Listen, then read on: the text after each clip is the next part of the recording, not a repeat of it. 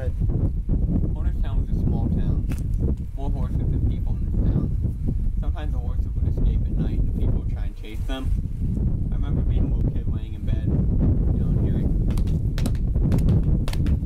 walk through the window. I'm like, what the hell? Did I just travel through time? There's a horse running down the street. And about 30 seconds later, hey, get back here! There's a couple of guys from running down the street trying to chase the horse.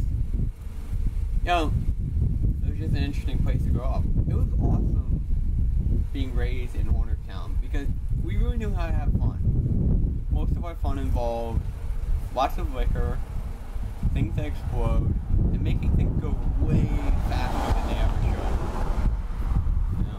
should. 4th of July was really our time. 4th of July is good for a story in general. And our big thing is we would always get together, have huge parties, have like the fireworks, the liquor, we'd even have a band going sometimes. We'd have the works. And one year we ran out of fireworks, so we tried to improvise, tried to make a homemade firework. Someone said something to the effect of, hey, I got some acetylene balloons, and I think someone else got some wicks, so if we take the acetylene balloon and we put a wick to them, we can have something that explodes. Well, for those that don't know, acetylene is ridiculously explosive, to the point of very explosive. So, we end up rigging together this thing that pretty much looks like an old school bomb. You got this balloon, you got the wick on top, it's an old school bomb. And one guy takes it, he takes a lighter, walks away from the group, he's like, alright, on 3, I'm gonna light this thing. So, he's like, 1, 2, 3, he strikes the lighter, brings it towards the balloon, misses the wick, hits the balloon, the whole thing blows up into a ball of fire. And thankfully, the guy actually walked away from it okay.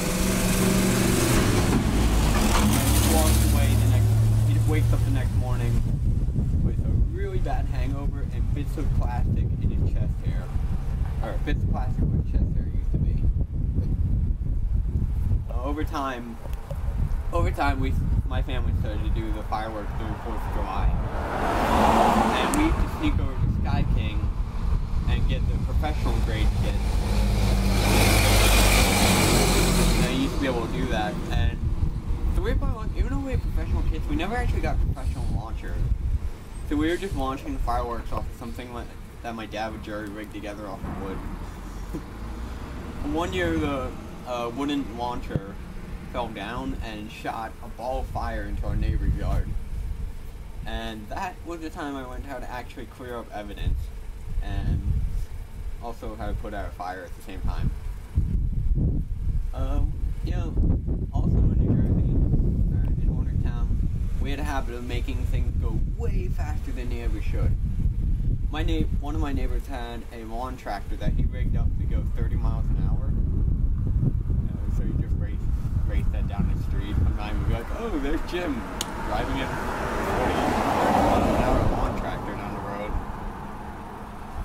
We used to love to race things.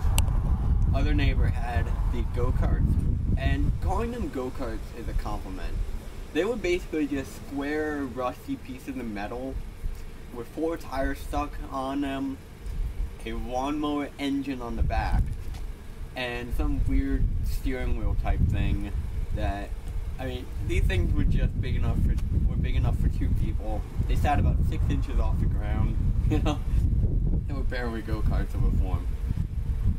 And we used to race these, and these things, I said they had lawnmower engines. These things actually have like a pull starter that you had to try and pull 100 times to get the engine to roll over. And there was no safety features on these things. No safety features at all. The only thing you had to hold on to was the frame that actually kept the thing together. So, we had fun racing these through the woods and down the streets and underneath cars and stuff. It was a great time. And I guess it always really goes to show you that you can have a family, you can have kids, and you can still have a pretty damn good time. Well, that's my story about New Jersey. Thank you very much.